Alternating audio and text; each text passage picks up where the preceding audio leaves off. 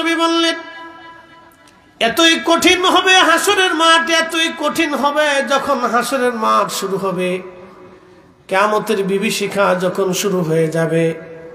আল্লাহ বলেন ইযাস সামাউ ফাতারাত, আসমান ভেঙে ভেঙে ভেঙে ভেঙে পড়তে থাকবে।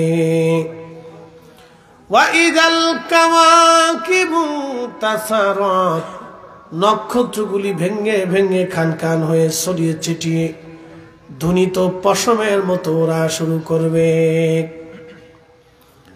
আমরা যে পৃথিবীতে বাস করি, এই পৃথিবীটা 13 লক্ষ পৃথিবী এক জায়গা করলে যত বড় হবে একটা সূর্য তত বড়। সেই সূর্যটা একটা জগতের মধ্যে বাস করে, এটার নাম মিল্কি ওয়ে, বাংলায় বলে ছায়াপথ। এই ছায়াপথের মধ্যে নক্ষত্র আছে 10,000 কোটি। এই 10,000 কোটি নক্ষত্রের ভিতরে একটা নক্ষত্রের নাম হচ্ছে ব্ল্যাক হোল, যেটাকে অন্ধকার গহ্বর বলা হয়। বিজ্ঞান বলতেছে এই অন্ধকার গহ্বরের রাডারের ভিতরে যদি 200 কোটি সূর্য ছেড়ে দেওয়া হয়, মাত্র 2 মিনিটের মধ্যে 200 কোটি সূর্য নিশ্চিহ্ন হয়ে যাবে, কোনোদিন সূর্য খুঁজে পাওয়া যাবে না। এত বড় দানবীয় নক্ষত্র আল্লাহ সৃষ্টি করেছেন। এই নক্ষত্রগুলি ভেঙ্গে ভেঙ্গে ভেঙ্গে ভেঙ্গে পড়তে থাকবে রবের আইনে, আল্লাহর বিধানে এই নক্ষত্রগুলি ভেঙ্গে ভেঙ্গে যাবে। বিজ্ঞান বলতেছে মিল্কি ওয়ের মতো পাশে আরেকটা মহাবিশ্ব আছে, এই মহাবিশ্বের নাম হচ্ছে গ্যালাক্সি। এই গ্যালাক্সির ভিতরে 10,000 কোটি নক্ষত্র দিয়ে আল্লাহ এই গ্যালাক্সি সাজিয়েছেন। খালি চোখে 40 কোটি নক্ষত্র দেখা যায়। টেলিস্কোপ দিয়ে, দূরবীক্ষণ যন্ত্র দিয়ে আরো অনেক নক্ষত্রমালা আপনি দেখতে পারবেন। এই মহা সৃষ্টি সেই দিন ভেঙ্গে ভেঙ্গে পড়তে থাকবে। রব্বুল আলামিন বললেন ওয়া ইদাল বিহারু ফুজ্জিরাত, সমুদ্র উদ্বেলিত হবে, সমুদ্রের সমস্ত পানিগুলি জমিনের উপরে আছাড় মারবে। আপনারা শুনেছেন ইন্দোনেশিয়ার সুনামি, সেই সুনামির কথা আপনাদের মনে আছে কিনা আমাদের জানা নাই। ইন্দোনেশিয়ার সেই সুনামিতে সমুদ্রের নিচে ভূমিকম্প হলো। ভূমিকম্প হওয়ার কারণে সমুদ্র উদ্বেলিত হলো, উঁচু হয়ে গেল সমুদ্রের তলদেশ, আর সমুদ্রের পানিগুলি আছাড় মারল ইন্দোনেশিয়ার বালি দ্বীপে। 2 লক্ষ মানুষ সমুদ্রের পানি ভাসিয়ে নিয়ে চলে গেল। ইন্দোনেশিয়া, মালয়েশিয়া, ভারত, এরপরে আপনি যদি দেখেন থাইল্যান্ড থেকে শুরু করে ইন্দো প্যাসিফিক অঞ্চলগুলিতে, সমুদ্রের দ্বীপ অঞ্চলগুলিতে লক্ষ লক্ষ মানুষ ভাসিয়ে নিয়ে চলে গেল সমুদ্র। যারা সমুদ্রের কিনারে উলঙ্গ হয়ে অর্ধ উলঙ্গ হয়ে গোসলে নেমেছিল আনন্দ করার জন্য, আমার আল্লাহ তাদেরকেও ভাসিয়ে নিয়ে চলে গেলেন। মৌলভী বাজারের মানুষ, আল্লাহর কালাম কতই চমৎকার, কতই সুন্দর, কি সুন্দর করে আমার রব জানিয়ে দিলেন ওয়া ইদাল বিহারু ফুজ্জিরাত ওয়া ইদাল কুবুরু বাসিরাত। ওই সমুদ্র উদ্বেলিত হবে, আকাশ ভেঙে পড়বে, সমুদ্র খান খান হয়ে যাবে, জমিন ফেটে ফেটে বের হতে থাকবে। মানুষগুলি পাগলের মতো পালানোর চেষ্টা করবে। ওই মুহূর্তটা সন্তান মা ভুলে যাবে, মা সন্তান ভুলে যাবে, ভাই ভাইকে ভুলে যাবে, সবাই নিজে বাঁচার জন্য চেষ্টা করতে থাকবে। আমার রব বলে দিলেন হাবিব উম্মতকে জানান, কুল ইন্নাল মাউতাল্লাযী তাফিরুনা মিনহু ফাইন্নাহু মুলাকীকুম। হুজুর আপনি জানিয়ে দেন মৃত্যু থেকে আমার উম্মত, আমার বান্দারা পালায়। ও নবী বলে দেন মৃত্যু থেকে যতই পালানোর চেষ্টা করুক তারা পালাইতে থাকবে, কিন্তু পালাইতে পারবে না। এই মৃত্যু তার সাথে মোলাকাত করবে, এই মরণ তার সাথে দেখা করবে। মৌলভীবাজারবাসী খুব মনোযোগ দিবেন। এ মা বোনেরা, সময় কম, কথা হবে অনেক বেশি। বাজান আমার দিয়েছেন কিয়ামতের বিভীষিকা, বলে দিয়ে যাচ্ছি আজ আপনাদের। এই সময় বৃদ্ধ একেবারে বৃদ্ধ হয়ে যাবে, জোয়ান যারা যুবক থাকবে তারা বৃদ্ধ হয়ে যাবে, চুল দাড়িগুলি ভয়ে পেকে যাবে। কোন নারীর যদি গর্ভে বাচ্চা থাকে, নবীজি বললেন কিয়ামতের এই বিভীষিকায় বাচ্চা বের হয়ে যাবে। কি কঠিন হবে সেই দিন, ভয়ে বাচ্চা বের হয়ে যাবে। সবাই বাচ্চার জন্য পালিয়ে বেড়াইতে থাকবে, কিন্তু পালানোর সুযোগ নাই, পালানোর সুযোগ নাই, পালানোর সুযোগ নাই। পালানোর মতো কোনো রাস্তা হবে না সেই দিন। চারিদিক থেকে বিভীষিকা উড়ে উড়ে আসতে থাকবে। কি কঠিন হবে সেই দিনটা, পালানোর কোনো রাস্তা নাই, কোনো সুযোগ সেই দিন হবে না। এমন বিবাজারবাসী মনোযোগ দিয়ে কথাগুলি শুনে যাবেন বাবা মায়েরা। কোরআনে রব্বুল আলামিন বললেন ওয়াইদাল কুবুরু বুসিরাত, কবর উদ্দোলিত হয়ে যাবে। কবর থেকে মানুষ বের হইয়া, সেদিন কবর থেকে সমস্ত মানুষগুলি বের হতে থাকবে। বের হয়ে হয়ে হাসরের ময়দানে আল্লাহর দিকে সব দৌড়াইতে থাকবে, রবের দিকে দৌড়াইতে থাকবে। আল্লাহ বললেন তারুজুল মালাইকাতু ওয়ার রূহু ইলাইহি ফি ইয়াউমিন কানা মিকদারুহু 50 আলফা সানা। রূহগুলি, মানুষগুলি যেই দিন রবের দিকে দৌড়াইতে থাকবে, সমস্ত ফেরেশতারা দৌড়াইতে থাকবে, জিনেরা দৌড়াইতে থাকবে, সমস্ত মাখলুক উঠে উঠে হাসরের ময়দানের দিকে দৌড়াইতে থাকবে। সেই দিনটা কত বড় হবে, কোরআনে রব্বুল আলামিন বললেন সেই দিনটা দুনিয়ার এক এক সেকেন্ড করে 60 সেকেন্ডে 1 মিনিট হয়, এক এক মিনিট করে 60 মিনিটে 1 ঘন্টা হয়, এক এক ঘন্টা করে 24 ঘন্টায় দিন ও রাত হয়, 24 ঘন্টার দিন ও রাতে 365 দিন একটা বছর হয়। ওই এক এক বছর করে 50,000 বছর এক জায়গা করলে যত বড় হবে, হাসরের ময়দানের একটা দিন হবে তত বড়, হাসরের ময়দানের একটা দিন হবে তত বড়। হযরত ঈসা রূহুল্লাহর উম্মতরা বলল, হুজুর নূহ নবীর 3-4টা সন্তান ছিল, হাম সাম ইয়াফেস কেনান, হাম সাম ইয়াফেস কেনান, হাম সাম ইয়াফেস কেনান। কেনান মহাপ্লাবনে মারা গেল, হাম সাম ইয়াফেস 3 জন বেঁচে রইল। হামের বংশধর হলো আরবরা, সামের বংশধর হলো আজমিরা, আর ইয়াফেসের বংশধর হলো আফ্রিকানরা, এবং ইয়াফেসের বংশধর আর একটা বংশধর হবে ইয়াজুজ মাজুজ। আবার বলে হামের বংশধর সারা আরব, সামের বংশধর হচ্ছে অনারব যারা আছে, আজমি যারা আছে, ইউরোপিয়ান, এশিয়ান মাইনরিটি অঞ্চলগুলি হলো সামের বংশধর। ইয়াফেসের বংশধর হচ্ছে আপনার আফ্রিকান, এবং ইয়াজুজ মাজুজ হলো ইয়াফেসের বংশধর। ঈসা রূহুল্লাহর উম্মতরা বলল, নবীজি আমরা শুনেছি হযরত নূহ নবীর মহাপ্লাবন হয়েছে। হুজুর আপনি শুনেছি এই এলাকায় হামের কবর আছে, তা আপনি তো মুর্দাকে জিন্দা করতে পারেন আল্লাহর হুকুমে, আপনি হামের কবরের কাছে নিয়ে তারে জিন্দা বানাইয়া নূহ আলাইহিস সালামের মহাপ্লাবনের কথা আমাদেরকে বাস্তবে শোনায় দেন।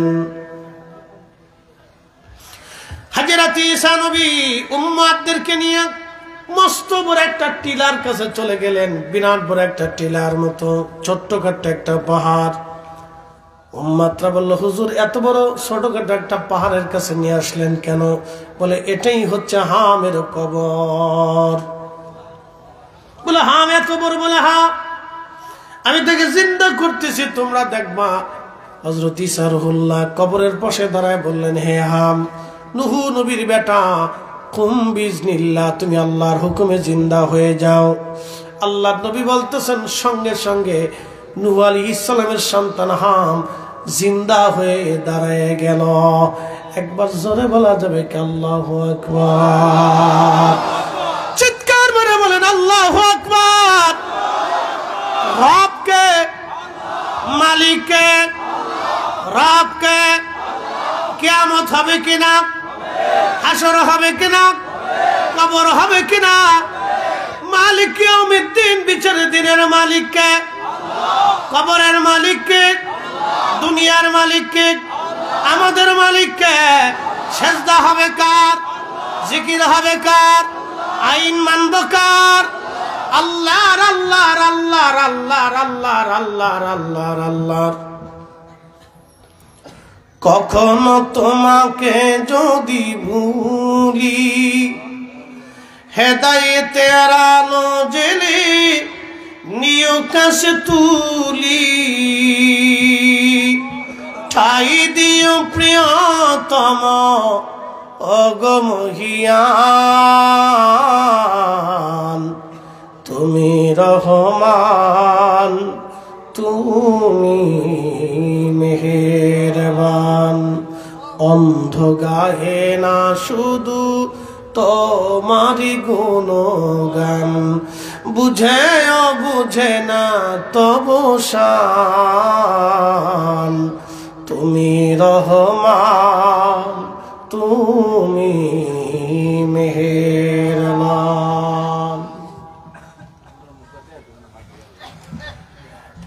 মৌলভীবাজারবাসী মনোযোগ দিবেন। হাম দাঁড়িয়ে গেল, বিরাট আকৃতির হাম। হযরত নূহ আলাইহিস সালামের বেটা আদম আলাইহিস সালামের 3 পুরুষ পরে। তাহলে বুঝতেছেন মিনিমাম হলো 59 হাত লম্বা। 59 হাত লম্বা বিরাট আকৃতির মানুষ দাঁড়িয়ে গেল। ঈসা রুহুল্লাহ বললেন, তুমি কি আমাকে চিনছো? হামের বেটা, নূহ নবীর বেটা। বলে, হ্যাঁ হুজুর, আপনি ঈসা রুহুল্লাহ। বলে, হুজুর আপনি কেন ডাকছেন আমাকে? ঈসা রুহুল্লাহ ডাক দেয়, বলেন, হ্যাঁ নূহ আলাইহিস সালামের সন্তান হাম, আপনি আল্লাহর পবিত্র নবীর সন্তান, শরীয়তের পিতার সন্তান আপনি বলুন, আপনার চুলগুলি আনতে গেলে সময় সাদা ছিল না পাকা ছিল? বলে না, আমার চুলগুলি আপনার কাঁচা ছিল না সাদা ছিল? বলে না, আমার এন্তেকালের সময় চুলগুলি কাঁচা ছিল। হযরত ঈসা রুহুল্লাহ বললেন, তাহলে আপনার চুল কি করে সাদা হলো? কারণ কি? অ্যাটেনশন, এই কথাটা বুঝবেন, এই কথাটা বুঝবেন। হাম আলাইহিস সালাতু ওয়াস সালাম বলতেছিলেন, ও হে নবী, আমার ইন্তেকালের সময় আমার সমস্ত চুল কাঁচা ছিল, দাড়িও কাঁচা ছিল, তবে সাদা কেন হলো? তখন হাম বলতেছিল, আল্লাহর নবী, সাদা কেন হলো? আপনি যখন আমাকে ডাক দিলেন তখন আমার চিন্তা এসে গেল, হাসরের ময়দান কায়েম হয়ে গেল কিনা। আমি হাসরের ময়দানের বিভীষিকার চিন্তা, আমার সমস্ত চুলগুলি সাদা হয়ে গেছে। তাহলে আপনি বুঝেন যে হাসরের ময়দান কি কঠিন বিভীষিকাময় হবে। নূহ আলাইহিস সালামের সন্তান বলতেছে, আমি হাসরের চিন্তায় চুলগুলি আমার আজকে সাদা হয়ে গেছে, ভয়ে যে হাসরের ময়দানের চিন্তায় আমার চুল সাদা হয়ে গেছে।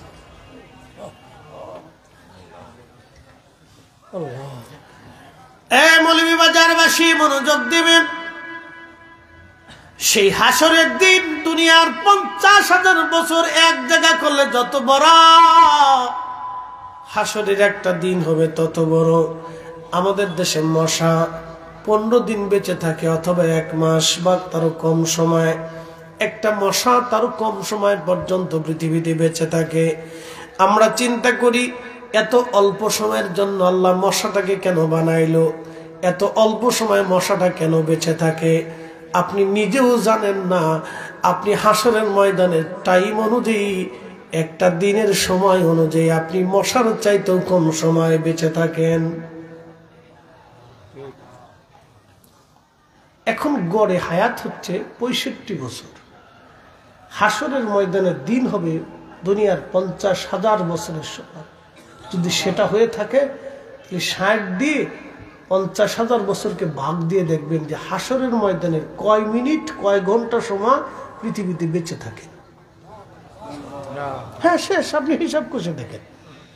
এই সামান্য সময়ের জন্য জমি নিয়ে পারাপারি, টাকা নিয়ে কারাকারি, ক্ষমতা নিয়ে মারামারি, কি কথা কর না কেন? বাপরে বাপ, কে কারে মারতে পারে, কে কারে খাইতে পারে। জমিন খেকো, দোকান খেকো, বাড়ি খেকো, টাকা খেকো, খেকোর কোনো শেষ নেই।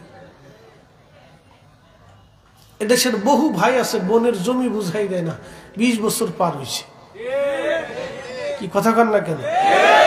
আবার মসজিদের কাতারে মাথায় টুপি দিয়ে প্রথম কাতারে যায় সুন্দর করে নামাজে দাঁড়া, শয়তান হাসে আর কয় বাপরে বাপ, ওটা আমার সাথে বড় সিটার।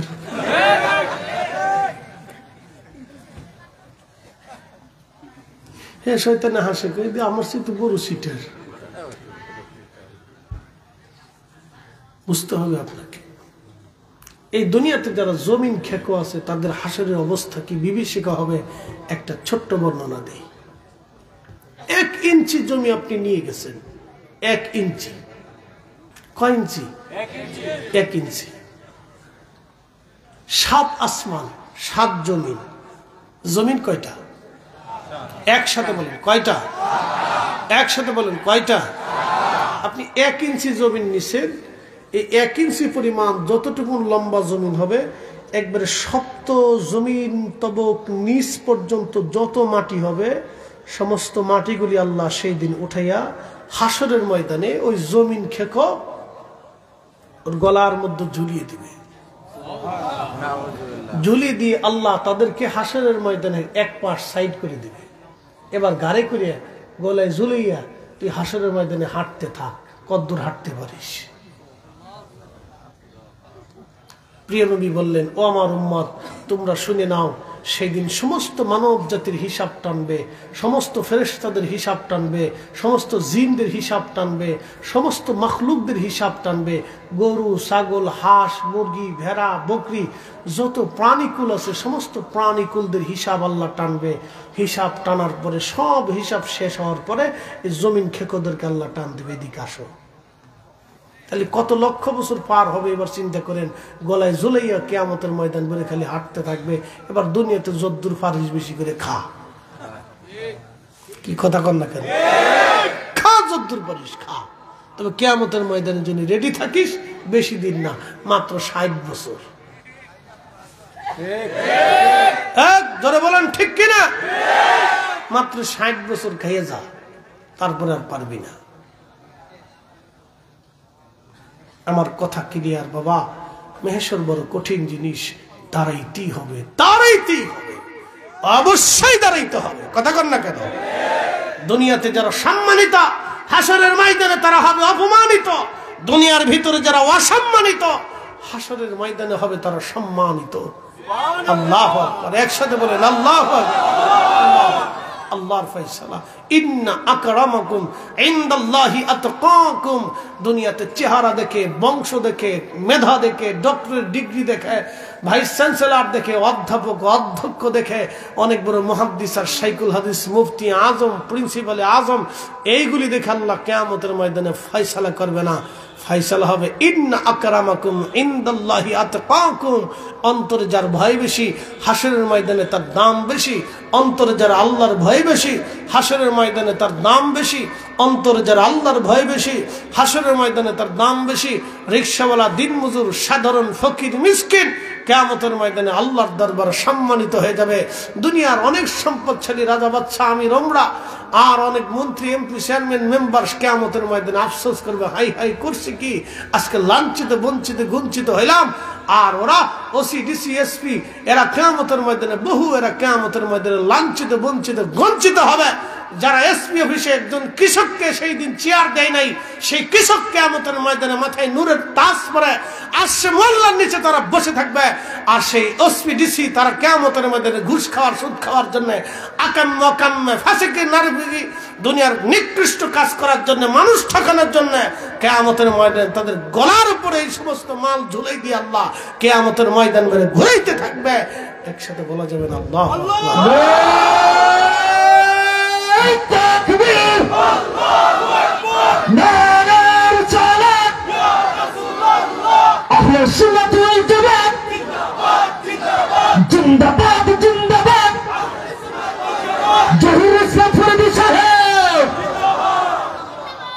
আল্লাহ আমাদের বোঝার তৌফিক দিক বলে না আমি কঠিন হবে সেই দিন। গরিব মানুষ শোনেন কমান যেত না, এটা কমাইলে আপনি যে কয়জন মানুষ এখানে দেখতেছেন আর বেটারা বিদেশে বয়ে বয়ে দেয়।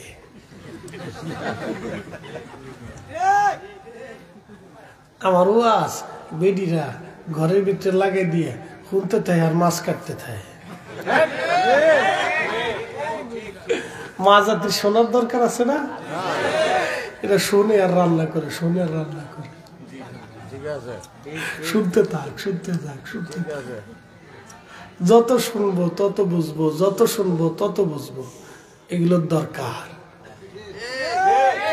আল্লাহ কবুল করুক বলে না আমি। হ্যাঁ, শোনার দরকার। হোম মিনিস্টার যদি ঠিক হয়ে যায় তাহলে মনে করেন যে কাজ হয়ে যাবে। হোম মিনিস্টার চিনছেন? হোম মিনিস্টার, বাপরে বাপ।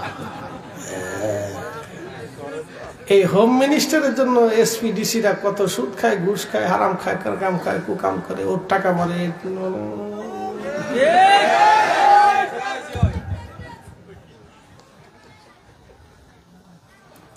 হোম মিনিস্টারে শোনা লাগবো আগে। হোম মিনিস্টার ঠিক, দুনিয়া ঠিক। ভাই ভাই ভাই ভাই কোনো ঝগড়া নেই, একসাথে ঘুমাচ্ছে, খাচ্ছে, ঘুমাচ্ছে, একসাথে ব্যবসা বাণিজ্য করতেছে। যখন বিয়ে করবে হোম মিনিস্টার ঘরে আসার পরে থেকে যুদ্ধ শুরু হয়ে যায়। আমার পরের তারিখের বেরিয়ে দাওয়াত দিত না, মাছ করবো, আর এই কথা শোনার পরে আমার গাইলি দূরে হুজুর দিয়ে বেশি সুবিধা না।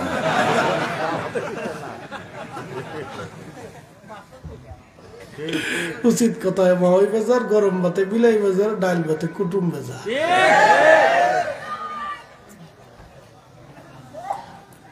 এই জন্য হোম মিনিস্টার ঠিক করতে হবে। প্রিয় উপস্থিতি, খুব মনোযোগ দিবেন। জুমার রজনী, যদিও আজকে জুমার রাত অত্যন্ত গুরুত্বপূর্ণ রাত, এটা সাইয়্যিদুল আইয়াম, দিনের সর্দার। আজকে রাতটাও রাতের সর্দার, সুন্দর রাত। কালকে জুমায় আপনারা আলোচনা শুনবেন।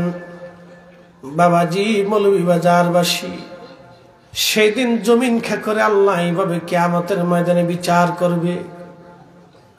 দুনিয়াতে যারা অবৈধভাবে সম্পদ রেখে গেল, যাকাত দিল না, সদকা দিল না, দান করলো না, কিয়ামতের ময়দানে এই সম্পদগুলিকে আমার আল্লাহ একত্রিত করে আমার রব আমার আল্লাহ সেদিন সর্ব আকৃতি বানাইয়া ওই আল্লাহর বান্দার শরীরের মধ্যে পেঁচাই দিই, ওই সাপটা তার মুখের মধ্যে কামড়াইতে থাকবে। একটা কথা মনে রাখবেন, আমার রসুল জীবনে কোনোদিন একটা মিথ্যা কথা বলে নাই।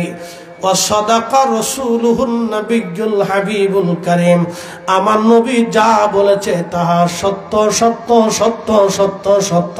হাত উঁচা করে বলেন ঠিক না বেঠে?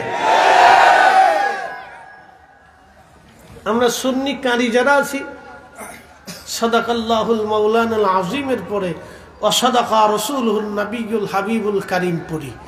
আর আমাদের ওই নেগেটিভ ভাইরা যারা আছে ওরা এটা পড়ে না, ওরা পড়তে চায় না, ওরা কয় না এটা বেদাত। শোনেন, আল্লাহ সত্য বলেছে, রসুল সত্য বলেছে, কথা কন না কেন? আতিউল্লাহ, আল্লাহর ইত্তেবা করো, ওয়া আতিউর রাসূল, এবং আমার রসুলের ইত্তেবা করো। আতিউন শব্দ আল্লাহর বেলায় যেমন, আতিউন শব্দ রসুলের বেলায় তেমন।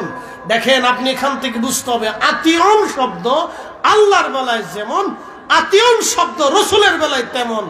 এর অর্থ হচ্ছে আল্লাহ সত্যবাদী, রসুল সত্যবাদী, আল্লাহ নিষ্পাপ, নবী নিষ্পাপ, আল্লাহ পবিত্র, রসুল পবিত্র। আল্লাহ মানতে হবে, নবী মানতে হবে। আল্লাহ যেইভাবে মানবেন, নবী সেইভাবে মানবেন।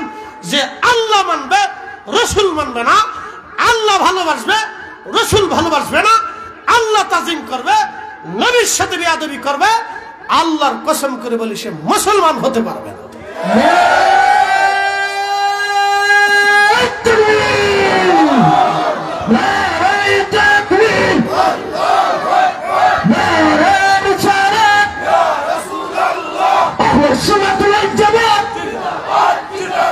জিন্দাবাদ জিন্দাবাদ নবীর দুশ্মনেরা ইখতিয়ার সাদ্দার সাহেব কিবলার তলোয়ার গর্জনিত আকবার সমস্ত তলোয়ার গর্জনিত আকবার জহুর ইসলামের বিষয়ে আল্লাহ আমাদেরকে বুঝার তৌফিক দিক, সকলে বলে না আমি। তৌহিদকে প্রাধান্য দিতে যে আমাদের দেশে নবীর সাথে বেয়াদবি করে, কি কথা কর না কেন? নামের আগে কত লোক আন্তর্জাতিক খ্যাতি সম্পন্ন বিশ্ববিখ্যাত মুফাসসিরে কোরআন, বিশ্ববিখ্যাত মুফাসসিরে কোরআন বুঝে বেড়া কানা গোরের কানা কানার বাচ্চা কোথা কা বিশ্ববিখ্যাত মুফাসসির বুঝেও? মুফাসসির হইতে হলে 17টা জ্ঞান লাগে, ও বিশ্ববিখ্যাত কথা মারাচ্ছে শতান কোথাকার। বিশ্ববিখ্যাত মুফাসসির ছিলেন একবারে পৃথিবী খ্যাত বিখ্যাত মুফাসসির আজম, মুফাসসিরদের সাইয়্যিদ হযরতে আব্দুল্লাহ ইবনে আব্বাস রাদিয়াল্লাহু আনহুমা, যিনি তাফসীর করলে আল্লাহ নবীর কোন সাহাবী পর্যন্ত তাফসীর করতেন না যে ওনার তাফসীরই ঠিক। একসাথে বলবেন আল্লাহু আকবার। তাফসীর লিখেছেন ইমাম ইবনে হাতিম, আজ থেকে 1200 বছর আগে। তাফসীরে তাবারি, তাফসীরে কুরতুবী, মাআলিমুত তানজিল, তাফসীরে বাগাবী, তাফসীরে আবু সাউদ, তাফসীরে ইবনে কাসির, তাফসীরে নাসাফি, তাফসীরে দুররে মানসুর, এরকম তাফসীরে মাজহারি। এরা হলো বিশ্ববিখ্যাত মুফাসসির। তাফসীরের কিতাব ছিল তাদের। 3 কোরআনের আয়াত মুখস্থ করে হয়েছে আন্তর্জাতিক বিশ্ববিখ্যাত মুফাসসির। ভাব নিছে কি একবারে আইসে ওয়াজ করে কুলিন না মানা বাশার মিসলিকুম, রাসূল আমাদের মতো আল্লাহ বলে দিছে। উনি কি বুঝা বুঝছে? বুঝছে কি এত বুঝা বুঝছে? আল্লাহ রাসূলের সাহাবীরা বলতেন মান্না আলাইনা বিকা ইয়া রাসূলুল্লাহ, আপনি আল্লাহর পক্ষ থেকে আমাদের জন্য নিয়ামত। আল্লাহ নিজে বলে দিলেন লাকাদ মান্নাল্লাহু আলাল মুমিনিন, রাসূল মুমিনদের জন্য নিয়ামত। আল্লাহ কোরআনে বলে দিলেন ওমা আরসালনাকা ইল্লা রাহমাতাল লিল আলামিন, तमाम কুল কায়নাতের জন্য আপনি রহমত। একসাথে বলা যাবে না আল্লাহু আকবার। তাফসীরে মুফাসসির কোরআন হচ্ছে বিশ্ববিখ্যাত। এটা আমরা কইলে কবে যে দেখো আমাদেরকে হিংসা করে। আরে বেটা, তুমি রাসূলের ইজ্জতকে ছোট করে দেখবা, আর তোমরা আমরা বসে বসে আঙ্গুল চুষবো নাকি? কি কথা কর না কেন? আমরা কি বসে বসে আঙ্গুল চুষবো?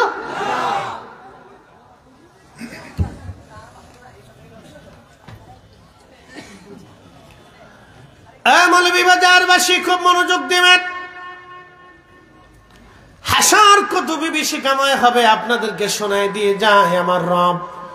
ওই যারা দুনিয়াতে অর্থবিত্ত সম্পদ অবৈধ পন্থায় যারা রুটি রুজি করে গেল, একটা কথা মনোযোগ দিয়ে কথা শুনবেন।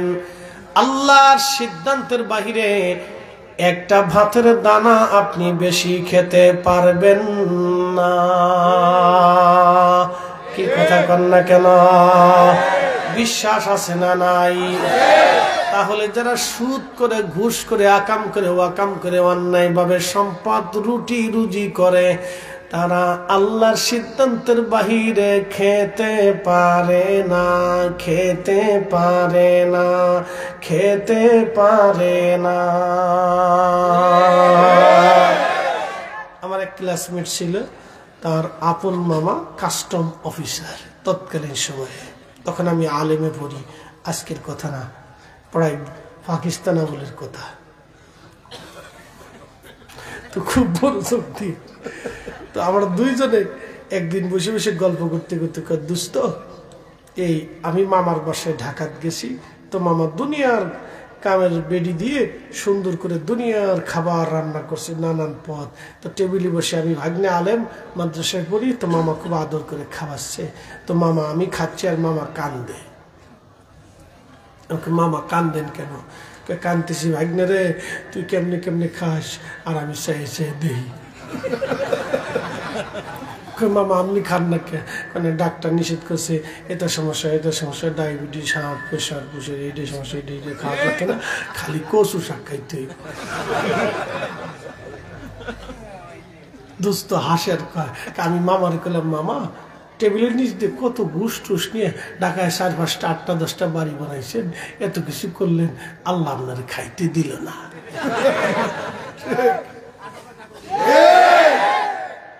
সুখ নাহি রে সুখ পরাণের পাখি, ঘুষ টুস খাইয়া আমি না খাইয়া থাকি, আমার সুখ নাই রে। আল্লাহ সুখ দিছে না। এই জন্য যারা মানুষের হক নষ্ট করে তাদেরকে আল্লাহ সুখ দেয় না। একটা কথা মনে রাখবেন, যারা মানুষের চোখের ঘুম কেড়ে না তাদেরকে আল্লাহ সুখ দেয় না, তাদের রাতের ঘুম নষ্ট হয়ে যায়, পরে শেষে তারা বোতল সার মুড়ি দেয়। বোতল সারে চিনছেন নি আপনারা? 2-1টা টান টুন দিয়ে ফুলারে বিয়ে ভালো আছে, ফুলারে বিয়ে করে।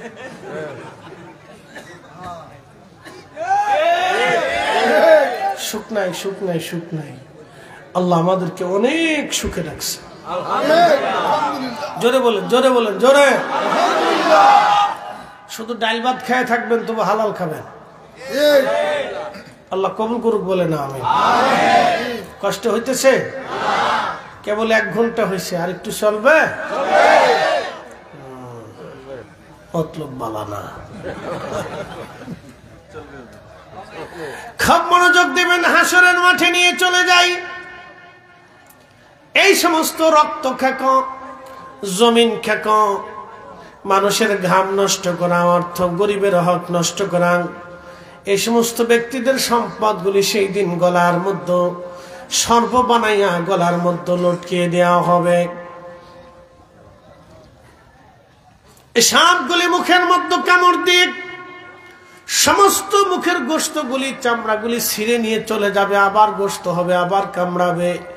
নবীজি বললেন, আমার উম্মত তোমরা শোনো, 1 বার না 2 বার না, 1 বার কামড় যদি দেয় 40 বছর পর্যন্ত বিষের ক্রিয়া শরীরের মধ্যে যন্ত্রণা চলতে থাকবে।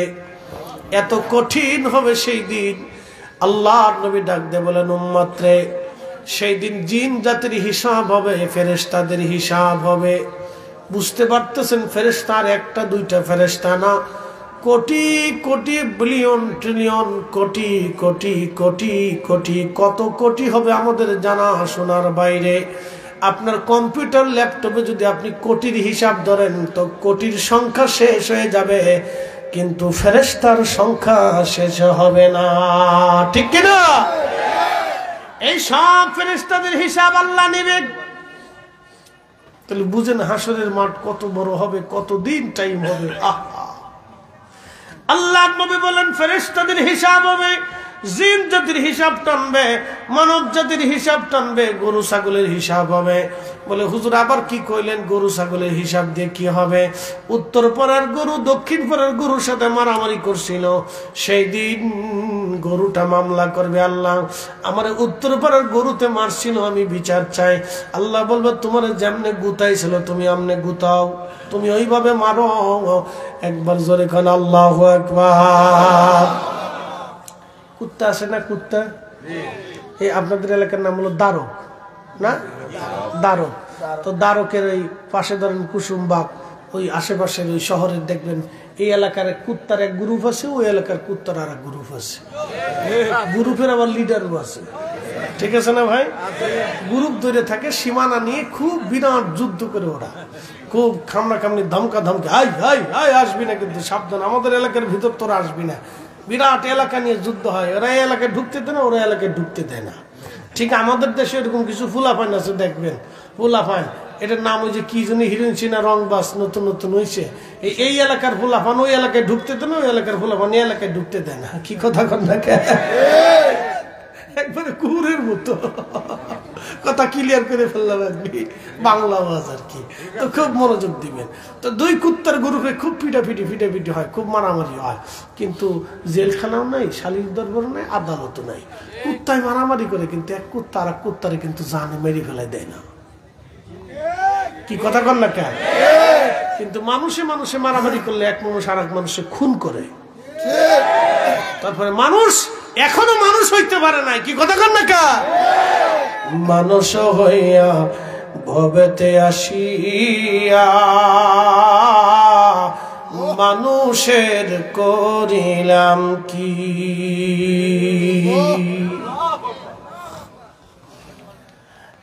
কুসুমবাগবাসী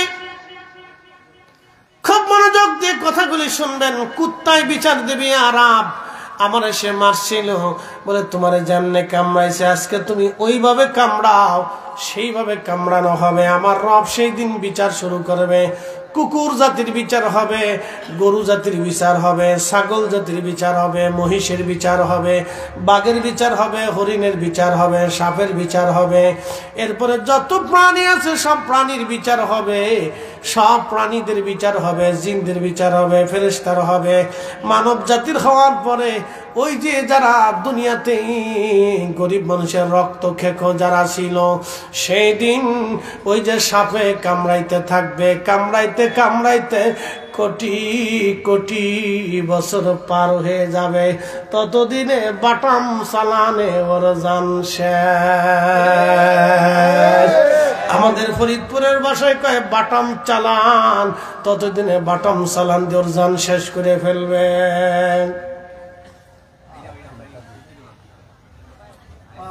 হাসর হাসর নেই বিচারক একমাত্র আল্লাহ, কঠিন বিচার করবে সেই দিন। বাপরে বাপ, আল্লাহ আকবার, আল্লাহ বিচার করবে। তারপরে আল্লাহ এই জাতিদেরকে ডাক দেবে, এই জাতিদেরকে আল্লাহ রাব্বুল আলামিন ডাক দেবে। ডাকার পরে এরপরে হিসাব টানা হবে। তারপরে রাসূল করিম সাল্লাল্লাহু আলাইহি সাল্লাম বলেন, উম্মত হয় জান্নাত না হয় জাহান্নাম, হয় জান্নাত না হয় জাহান্নাম। আল্লাহর দয়া হইলে মাফ করতেও পারে, কিন্তু তার আগে হাজার হাজার কোটি কোটি বছর বাটাম চালান চলবে। কথা কন না কা? এগুলো যারা মানুষের হক মেরে খায় বাটাম চালান খাবেই। কি কথা কন না কা? বাটাম চালান খাবেই।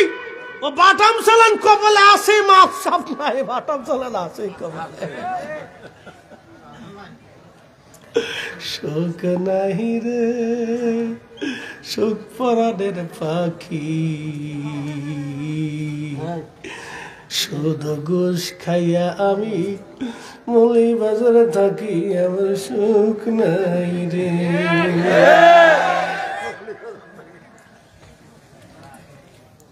সুখ নাই। একটা কথা আজকে মনে করাই দিই বন্ধু, আপনাদেরকে রাত্র বেশি বিধায় একটু মোহাব্বতের রসিকতার ভিতরে নিয়ে আসছি, যাতে সচেতন থাকেন। কিন্তু এই কথা তো রসিকতার কথা না, কথা হৃদয়ের কথা। আজকে বলে দিয়ে দেয় ভাই, আমার কবরে চলেই যেতে হবে। কথা ঠিক আছে না ভাই? তো কবরে নামানোর আগে আল্লাহ নবী সাহাবীদেরকে ঋণ পরিশোধ করাইতেন। সাহাবীরা তোমরা ঋণ পরিশোধ করো, আমার এই সাহাবীকে কবরে দেওয়ার আগে ঋণ মওকুফ করাও। কে কে ঋণ পাবে নবীজি ডেকে ডেকে তার ঋণগুলি পরিশোধ করাইতেন। আর আপনি যদি আজকে মরে যান, তো মরে যাওয়ার পরে বউ কাঁদবে, ও জরিনার বাপ তুমি থাকলে আমার আর কোনো চিন্তা ছিল না রে জরিনার বাপ। আমার কি হবে, আমার হবে কি, আরে আমার কি হইলো, আমার কি হবে রে। কাঁদতেছে, খালি কান্দে, ওনার কি হবে? রহিমের বাপ যে ঋণ করে থুয়ে গেছে, ঋণ মাফ করানোর কোনো ধান্দা নাই, খালি ওনার কি হবে এই চিন্তা। কি কথা কন না কা? দুনিয়াতে যদি এটা হয় তা হাসরে কি হবে? বুঝে যাওয়াটা জরুরি। ছেলে কানবে, আব্বা তুমি থাকলে আমার আর কোনো চিন্তা ছিল না, আব্বা তুমি চলে গেলে, আমার পরীক্ষার ফি আছে, এটা আছে সেটা আছে, বিদেশ যাবো, কেমনি টাকা পয়সা গুছাবো আব্বা, ওরে আব্বা রে তুমি থাকলে আবার আমার কি হবে আব্বা।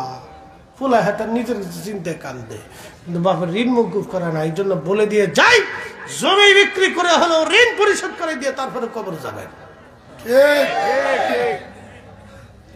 নিজের বাসা নিচে বাসা নাকি? আপনার ছেলের রিজিক আপনার হাতে না, আপনার ছেলের রিজিক আল্লাহর হাতে, আপনার মেয়ের রিজিক আল্লাহর হাতে, আপনার স্ত্রীর রিজিক আল্লাহর হাতে। আপনি মরে যাওয়ার পরেই তারা বাজার করবে, তারা ব্যবসা করবে, তারা রুজি করবে, তারা খাবে, 3 বেলায় খাবে, 3 বেলায় খাবে। আপনি মরার পরেও তারা খাবে। কি কথা কন না কেন? কে খাওয়াবে? কে খাওয়াবে? আমি দুনিয়াতে আসার পরে আমার রব আমার জন্য রিজিক বরাদ্দ করে পাঠিয়েছে। কি কথা কন না কেন? একটা কুকুর ছানা পৃথিবীতে আসার আগে আল্লাহ তার রিজিক বরাদ্দ করেছে। বাংলাদেশের সারা পৃথিবীতে 800 কোটি মানুষের জন্য জাতিসংঘ আছে, ইউনেস্কো আছে, ফিনুস্কো আছে, বিশ্ব ব্যাংক আছে, এটা আছে, সেটা আছে, খাদ্য অধিদপ্তর, খাদ্য নিরাপত্তা, খাদ্য গুদাম। বাংলাদেশের প্রত্যেক জেলায় জেলায় জেলায় জেলায় উপজেলায় খাদ্য গুদাম, এ গুদাম সে গুদাম, এটা সেটা এত কিছু আছে। কুত্তার লেগে কোনো খাদ্য গুদাম নাই, কুত্তার কোনো জাতিসংঘ নাই, কোনো ব্যাংক নাই, অ্যাকাউন্ট নাই, কিচ্ছু নাই। ও ওরে খাওয়ায় কে? জোরে বলে, আরো জোরে। বিড়ালের খাওয়ায় কে? খালি খাওয়া প্রেসিডেন্টের কোলের ভিতরে লয়ে খাওয়া। কি কথা কর না কে? ডক্টর ইউনুসের ঘরের ভিতরে নিয়ে খাওয়া।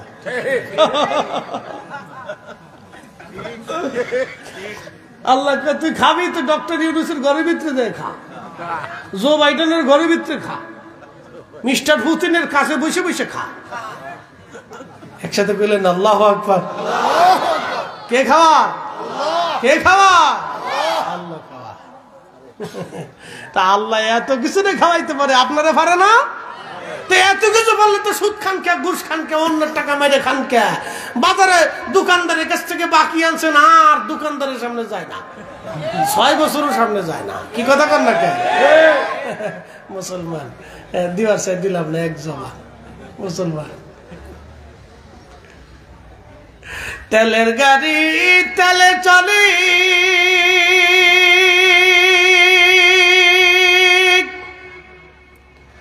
হাওয়ার গাড়ি হাওয়ায় উড়ে, বিনা তেলে চালায় গাড়ি নবী সুলাইমান।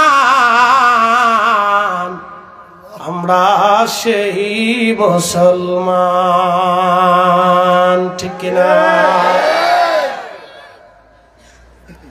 মসজিদে জুতায় ছাড়ি দে, ভালো জুতা পাইলি চুরি করে। আমার এক র্যাবের অফিসার আমার দাওয়াত দিতেছে, এই ঝাইজামালার আগে দাওয়াত দিতে আসার পরে এই চিন্তা করছে হুজুরের কাছে যায় নামাজটা পড়ে। আমার মসজিদে এসে আমার কাছাকাছি সে নামাজ পড়ছে। তো দাওয়াত টাওয়াত দেওয়ার পরে কয় আমি বের হয়ে মাদ্রাসাতে আসবো। আমার তো মাদ্রাসাতে আসতেছি, পিছন পিছন এসে কয় হুজুর কাজ হয়ে গেছে। বললাম কি? আমার জুতা চুরি হয়ে গেছে। আমি বললাম যে তাহলে আপনি যত বড় অফিসারই হন আর কাজ হবে না। আমি বললাম যে জুতা পাইতে স্যার তাহলে গুলিস্তান চুরাই মার্কেটে চলে যান, ভাগ্য থাকলে পাইলে পাইতেও পারেন, কিন্তু টাকা দিয়ে কিনে আনতে হবে। পরে এক সিরা জুতা কোথায় পাইছে, এটা পাই দিয়ে গেছে তাওয়ালা।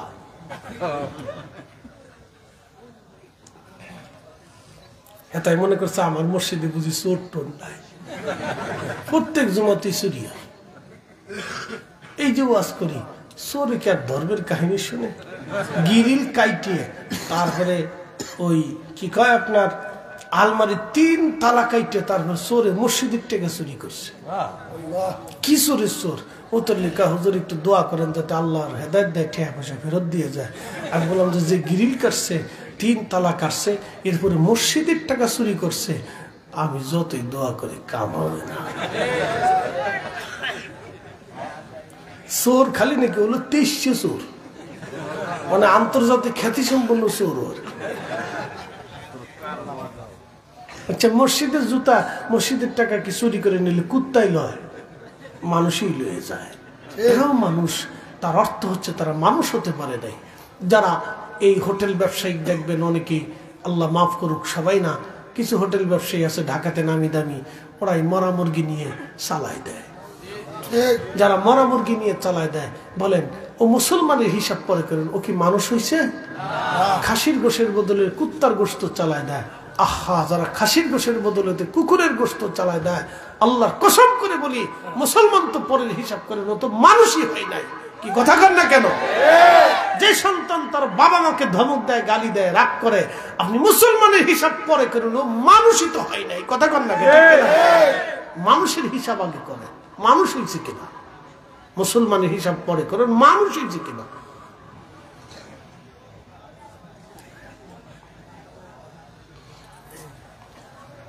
প্রিয় উপস্থিতি, কুসুমবাগবাসী, মৌলভীবাজারবাসী, মনোযোগ দিয়ে কথাগুলি শুনবেন।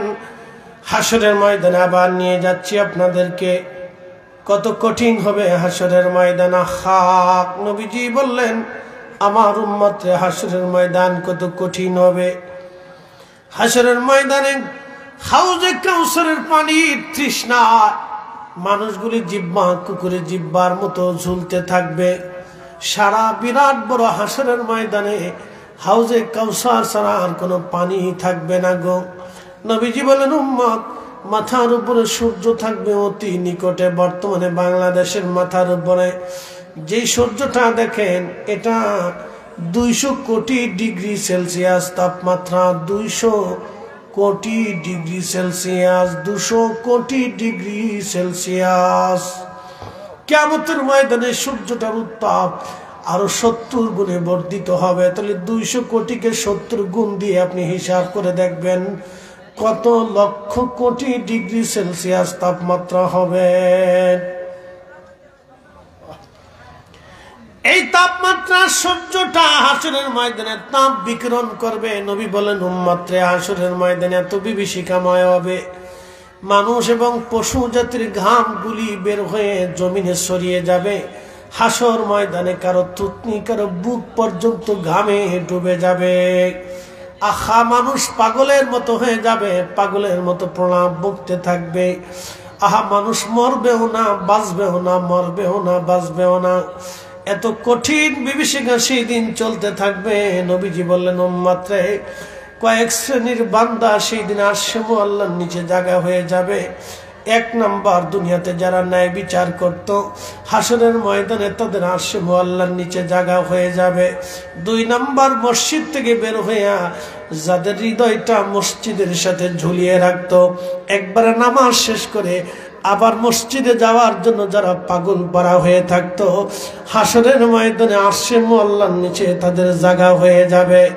আল্লাহ নবী বলতেছেন, আমার উম্মতরে দুনিয়াতে একজন আর একজনকে শুধু আল্লাহর জন্য যারা ভালোবেসেছিল, কিয়ামতের ময়দানে আরশে আল্লাহর নিচে আল্লাহ তাদের জায়গা করে দিবে।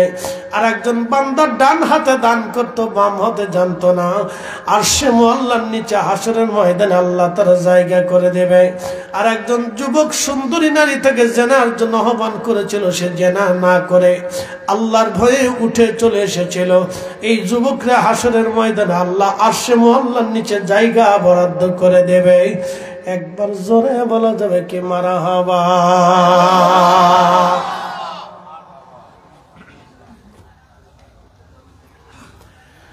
ওই দিনে সারা আর কারা হাসরের নিচে জায়গা হবে না রে মুসলমান। কঠিন সেই দিন, পানির পিপাসার মানুষের জিহ্বাগুলি কুকুরের জিহ্বার মতো ঝুলতে থাকবে। কে রাশিয়ার প্রেসিডেন্ট, কে চীনের প্রেসিডেন্ট, কে আমেরিকার প্রেসিডেন্ট, কে ভারতের প্রেসিডেন্ট, কে ভারতের প্রধানমন্ত্রী, কে উত্তর কোরিয়ার প্রেসিডেন্ট, কে দক্ষিণ কোরিয়ার জাপানের প্রেসিডেন্ট, কে সৌদি আরবের বাদশাহ, কিয়ামতের ময়দানে কানা পরিচয় হবে না। কথা কর না কেন? সব সমান হয়ে যাবে, সব ল্যাংটা ল্যাংটা ল্যাংটা, কাপড় শীত থাকবে, শুধুমাত্র আমার রসুলকে পোশাক পরিহিত থাকা হবে। একসাথে বলেন আল্লাহু আকবার। সর্বোচ্চ সম্মানের আসনে নবীকে আসীন করা হবে সেই দিন। উত্তম মুকুট পরিহিত করে রাজা ধীরাজের মতো আল্লাহ সাজিয়ে গুছিয়ে তার রসুলকে বসিয়ে রাখবে মহা সম্মানে। আসা আইয়াবাসাকা মাকাম মাহমুদা, সেই নবীর ইজ্জতের চাদর ধরে যারা টানবে আমরা তাদেরকে এক সেকেন্ডের জন্য মানব না, জীবন থাকতে মানব না। কথা বলবে ঠিক কিনা?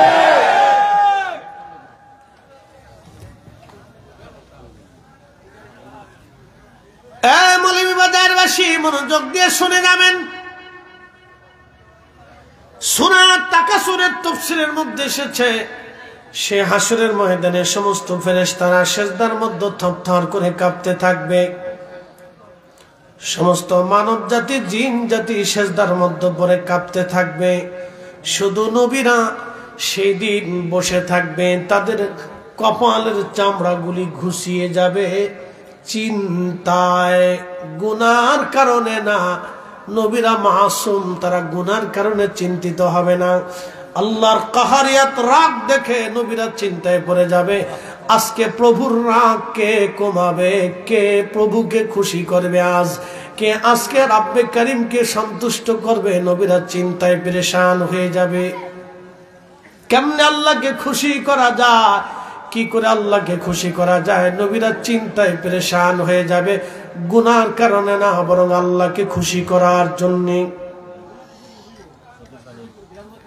সেই দিন সব আদম সন্তানরা হাসরের ময়দানের বিভীষিকা আর সহ্য করতে না পেরে দৌড়াইয়া আদম সফিউল্লাহর সামনে দাঁড়ায় দাঁড়ায় কানবে আর বলবে, আদম রে, তোমারে আমার রব সফিউল্লাহ বানাইছিল, আদর করে জান্নাতে আল্লাহর কুদরতি হাতে তোমার নকশা এঁকেছিল। আদম রে, জান্নাতের ভিতরে আদর করে তোমার আল্লাহ বানাইছিল, তোমাকে আবুল বাশার বানাইছে, তুমি আমাদের বাবা। আজকে হাসরের ময়দান সহ্য হয় না গো আব্বা জান, আপনি আল্লাহর দরবারে যাই আল্লাহর কাহারিয়াত কমায় আসেন, হয় আল্লাহ বিচার করুক, আল্লাহ আমাদেরকে ক্ষমা করে দিক, আপনি দয়া করে যায় বলেন। আদম বলবে, না না, আমার সন্তানরা আমার কাছে এসে আজ কোনো লাভ হবে না, আমার কাছে এসে লাভ হবে না। আল্লাহর কাহারিয়াত, রাগ মিটানোর কোনো সুযোগ আমার নাই। তোমরা চলে যাও অন্য কোন নবীর কাছে। সব হাসরবাসী দৌড়ে আসবে নূহ আলাইহিস সালামের কাছে। নূহ নবী একই কথা বলে দিবে, চলে যাও। সব হাসরবাসী দৌড়ে আসবে দাউদ আলাইহিস সালামের কাছে, বলবে, দাউদ রে, আল্লাহ তোমাকে সুরের মুজিজা দিয়েছিল, এত সুন্দর লাহান আল্লাহ তোমার দিয়েছিল, তোমার লাহান শুনিয়া পশু পাখিরা মারা যাইতো, তোমার ওই সুরের জবুর তেলাওয়াত শুনে পাখি মারা যাইতো। এ তুমি একটা জবুর 70 সুরে সুরে তুমি পড়তা। অতএব সুর নিয়ে যারা হিংসা করে, সুর দিয়ে ওয়াজ করাকে যারা বেদাত মনে করে, সব কয়টাই বর্তমান জমানার কাউয়া। নাম দিছি কাউয়া। নাম কি দিছি? কাউয়া। সুরের বুঝবে কেউ? কাউয়া তো খালি কাকা কাকা কাকা কাকা করে। আল্লাহ দাউদ আলাইহিস সালামকে সুর দিছিল। ওই যে সাফাই নবাবগঞ্জের এক কাউয়া আছে, কয় সুর দিয়ে ওয়াজ করা বেদাত, বেদাত, খালি সুর দিয়ে ওয়াজ করা বেদাত। বুকের উপরে হাত বেঁধে নামাজ পড়া, নাভির নিচে হাত বেঁধে নামাজ পড়া বেদাত। ওর কাছে খালি বেদাত শিরিক, বেদাত শিরিক। কি এক পাগল! দেখলে মনে হয় যে একটা পাগল কোথার থেকে আসছে। আমি নাম দিছি কাউয়া। কি নাম দিছি? কাউয়া। কষ্ট হইতেছে আপনাদের? সুন্দর নাম দিছি কাউয়া। মুসলমান খুব মনোযোগ দিবেন। দাউদ, তুমি আজকে আল্লাহর কাছে যাও।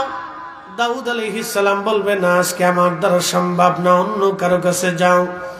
সবাই দৌড়াইয়া ইব্রাহিম খলিলুল্লাহর কাছে আসবে। ইব্রাহিম, আপনি তো খলিলুল্লাহ ছিলেন, আজকে আমাদেরকে উপকার করেন। ইব্রাহিম বলবে, না, তোমরা অন্য কারো কাছে যাও, আমার দ্বারা আজকে সম্ভব হবে না। সবাই দৌড়াইয়া মুসা কালিমুল্লাহর কাছে আসবে। মুসা নবী বলবে, তোমার তো কালিমুল্লাহ বানানো হয়েছিল, আল্লাহর সাথে তুমি কালাম করতে গো নবী, আজকে আল্লাহর সাথে কালাম করে বলে আমার দ্বারা সম্ভব না, অন্য কারো কাছে যাও। তোমরা অন্য কারো কাছে চলে যাও। সবাই দৌড়াইয়া হাজরাত ঈসা রুহুল্লাহর কাছে আসবে। বলবে, ঈসা রে, তোমার আল্লাহ রুহুল্লাহ রুহুল্লাহ বানাইছিল, তুমি আমাদের কাছে সাহায্য করো। ঈসা রুহুল্লাহ বলবে, হাসরবাসী, কারো কাছে গেলে আজকে কাজ হবে না, কাজ হবে না, কাজ হবে না। আমি ঈসা নবী যার উম্মত হয়েছি, তিনি রাহমাতুল লিল আলামিন, ওই নবীর দরজা ছাড়া আজকে লাভ হবে না। তোমরা তাড়াতাড়ি রাসূলের কদমে যাও, তিনি শাফিউল মুজনিবিন, রাহমাতুল লিল আলামিন, তিনি হাবিবুল্লাহ। ওই নবী ছাড়া আল্লাহকে আজকে কেউ খুশি করতে পারবে না। একবার জোরে বলেন না ইয়া রাসূলুল্লাহ, জোরে জোরে বলেন না ইয়া রাসূলুল্লাহ, বলেন না ইয়া হাবিবাল্লাহ। শ্রেষ্ঠ নবী দিলাম রে তরিয়ে নিতে রোজা হাসরে, ঠিক কিনা? শ্রেষ্ঠ নবী দিলাম রে তরিয়ে নিতে রোজা হাসরে, পথ না ভুলি তাই তো দিলে পাক কোরআনের বাণী, খুদা তোমার মেঘের বাণী। সুন্দর ফুল সুন্দর ফল, মিঠা নদীর পানি, খোদা তোমার মেঘের বাণী। হাসরবাসী দৌড়াইয়া দৌড়াইয়া আমার নবীজির সামনে দাঁড়ায় দাঁড়ায় হাসরবাসী কাঁদতে থাকবে। উম্মতের কান্না দেখে আমার রাসূল আর সহ্য করতে পারবে না, ডাক দেয়া বল, উম্মতরে তোমরা দাঁড়াও, আমি আসতেছি। আল্লাহর নবী একটা দৌড় দিয়ে আসে মুআল্লার সামনে, আল্লাহর কুদরতি কদমের সামনে সিজদায় পড়ে কাঁদতে থাকবে। ইয়া রব হাবলি উম্মতি, ইয়া রব হাবলি উম্মতি।